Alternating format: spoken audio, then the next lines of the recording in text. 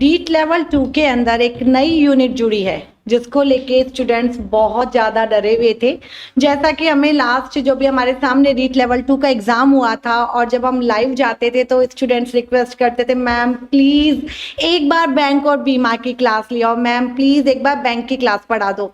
No doubt हमने उस class को निःशुल्क रखा था, शायद अभी भी मेरी वो यूट्यूब पे क्लास होगी। और एक बहुत छोटा सा, हालांकि हमने उसमें स्टैंडर्ड की बहुत अच्छे से पढ़ाई करी थी, रेपो रेट क्या होती है, रिवर्स रेपो रेट क्या होती है, पता नहीं क्या क्या पढ़ा था। पर प्रश्न क्या आया, आरबीआई कौन है, मतलब हमारा देश का केंद्रीय बैंक कौन सा है। पर उस प्रश्न को आधार बना के अगर हम तैयारी करेंगे तो हमें सफलता नहीं मिलेगी, क्योंकि हर बार पेपर उतना आसान आए ये जरूरी नहीं है। मैं बात करूंगी सीधी, क्योंकि समय का अभाव है, हमारे मोबाइल का नेट खत्म होने वाला है, जैसा कि आप लोग कमेंट्स भी कर रहे हो मुझको। और जो हमारी नई यूनिट थी उसमें मैं आपसे चर्चा कर रही थी बैंकों के प्रकार को लेके, और वहां पर एक बहुत आसान सा प्रश्न आया, पर दोबारा जरूरी नहीं है कि ये प्रश्न है। ये जो आप यूनिट देख रहे हो ये इसी साल जुड़ी थी, इसी वाले एग्जाम में न्यू जो सिलेबस आया था उसमें जुड़ी थी। दूसरे की मैं बात करूं, बीमा को लेके भी एक बहुत आसान सा प्रश्न आया था, पर वापस से मैं आपको एक चीज के ऊपर ध्यान दिलाना चाह रही हूँ कि जितना आसान पेपर इस बार आया था उतना आसान पेपर नहीं आएगा। हमें तैयारी तो उस प्रश्न की करनी है जिसको कोई नहीं करता और हमें करना है, क्योंकि सफलता वो ही प्रश्न दिलाते हैं। पास में बैठा बिना तैयारी करा कोई प्रश्न हल करके आ रहा है तो वो कभी भी सफलता नहीं दिलाएंगे, सिलेक्शन नहीं दिलाएंगे। और मुझे बहुत अच्छा लगता है जब मैं ये कहती हूँ कि ये जो भी क्वेश्चंस थे ये मेरी उस मैराथन क्लास में से एज इट इज थे, आप लोग देख सकते हो उसको। सहकारिता को लेके भी एक प्रश्न आया था। और अगर मैं बात करती हूँ उपभोक्ता संरक्षण, ये टॉपिक्स, अगर मैं दोनों टॉपिक्स की बात करती हूँ तो ये रीट लेवल 2 में नए जुड़े थे, परंतु रीट लेवल 1 की बात करूं और रीट लेवल 2 की बात करूं तो उपभोक्ता संरक्षण टॉपिक बहुत टाइम से हमारे सिलेबस का हिस्सा रहा है। और हर बार, क्योंकि रीट लेवल 1 को यहाँ पे मैंने डिस्प्ले नहीं किया है, हर बार एक प्रश्न आता ही आता है, यूँ लगता है इसके बिना कोई पेपर नहीं बन रहा है।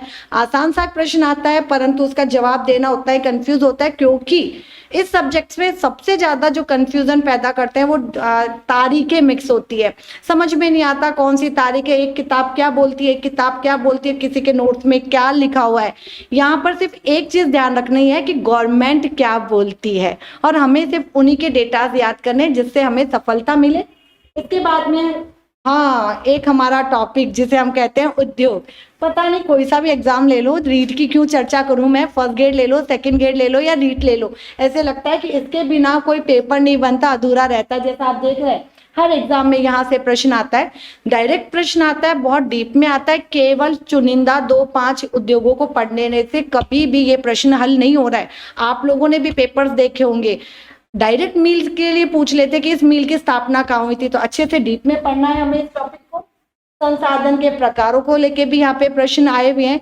कई रीट लेवल 1 की अगर मैं यहाँ पे चर्चा करती हूँ तो कई बेसिक क्वेश्चंस भी आ जाते हैं। सेरिकल्चर किसे कहते हैं, कृषि से जुड़े हुए कई प्रश्न आ जाते हैं, विटिकल्चर किसे कहते हैं, इन सब क्वेश्चंस के लिए भी हम तैयार हैं। खनिज उतना ही जरूरी टॉपिक है जितना जरूरी टॉपिक आपका उद्योग है। प्रश्न आए बिना नहीं रहता है, डायरेक्ट पूछा जाता है कि इस खनिज का उत्पादन कहाँ से होता है। और सबसे बड़ी जो समस्या आती है ना, मैम याद नहीं होते, तो याद करने का क्या तरीका।